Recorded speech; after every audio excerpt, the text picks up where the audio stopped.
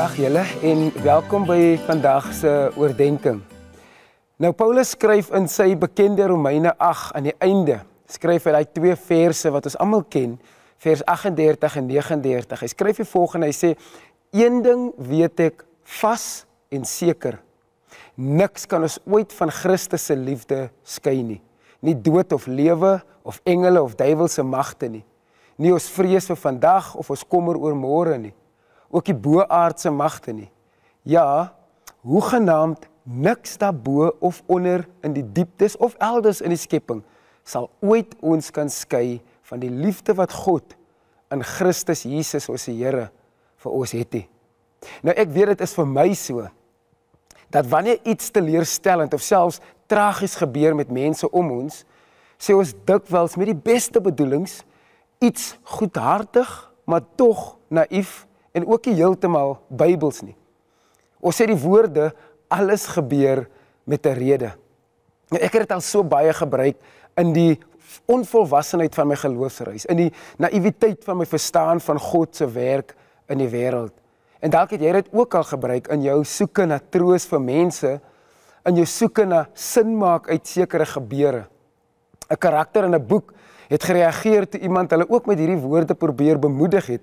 Die persoon het geantwoord, maar ek het nie gevra vir hierdie situasie of vir 'n rede vir die situasie nie. En 'n mooi gesegde soos die is nie eksklusief 'n Christen ding om te sê nie. Want jy kry baie mense wat selfs nie gelowig is nie, wat van dit gebruik maak.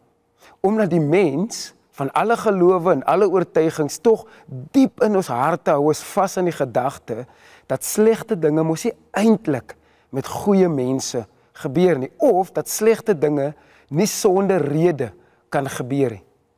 So dis hoekom ons gryp na die gevoel dat alle gebeure van nature kosmies gerangskik sal wees, soos dit veronderstel is om te wees. En dat elke stap in die proses deel is van die universele kragte wat ons lewens in 'n bepaalde rigting moet stuur. Nou, dis nie verkeerd om daaraan vas te hou nie. Ek dink net dit is 'n halwe waarheid om daaraan vas te hou, want die Bybel leer vir ons 'n ander perspektief. Beide van God se soewereine krag oor die heelal, maar ook van die mens se vrye wil hier op aarde. Die Bybel leer vir ons reg aan die begin dat God alles, elke detail van die skepping as goed gemaak het. Daar was geen sprake dat alles gebeur vir 'n rede. Dit was nie nodig om daai term te gebruik nie, veral nie dat slegte dinge vir 'n rede kon gebeur het nie. Want alles was reeds goed, soos God dit gemaak het. En God se rede vir alles was dat die mens dit moet geniet, wat hy geskep het, dat die mens sal floreer as herder en oppasser van sy skepping, en dat God en die mens en natuur in verhouding met mekaar sal leef. En God se alles gebeur vir 'n rede, dit was verhouding. Hy wou verhouding hê met die mens, hy wou hê die mens met verhouding het met hom. En dan juist binne in die alles is goed, het God die mens ook die opdrag en die vrye keuse gegee om dit te geniet wat hy skep. En ook by implikasie die keuse om te verwerp en selfs te verwoes wat hy geskep het.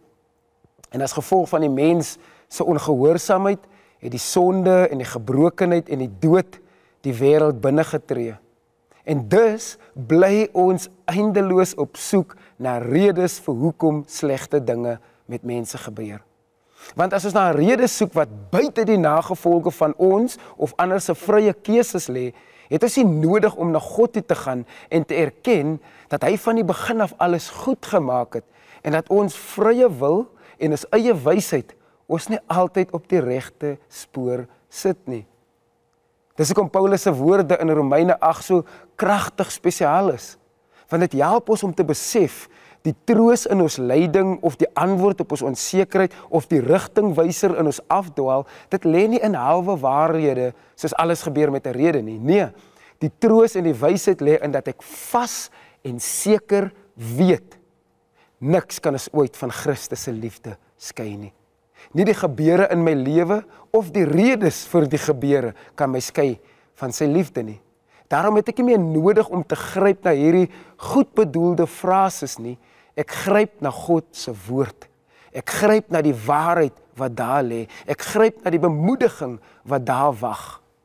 En as ons hierdie waarheid werklik begryp, kan ons selfs die moeilikste seisoene van die lewe verduur met die wete. Geen lyding, geen tragedie, geen verlies kan my uit God se hande verwyder nie. Mag jy onthou dat God se rede vir alles verhouding is. Mag jy onthou dat hy alles reeds goed gemaak het. Mag jy onthou om te rus in die wete dat niks jou van sy liefde kan skei nie. Kom ons bid saam. Here, ek wil kom bid dat U ons sal vrymaak om te weet dat U alreeds alles goed gemaak het. Gebrokenheid het ingegryp, sonde het ingegryp, ons ongehoorsaamheid het ingegryp, maar U bedoeling met alles wat U gemaak het was goed. Ek bid, Here, dat ons sal terugkom na daai wete toe. Dat ons sal terugkom na Paulus se gedagte toe. Niks kan ons van U liefde skei nie. In Jesus Christus se naam alleen. Amen.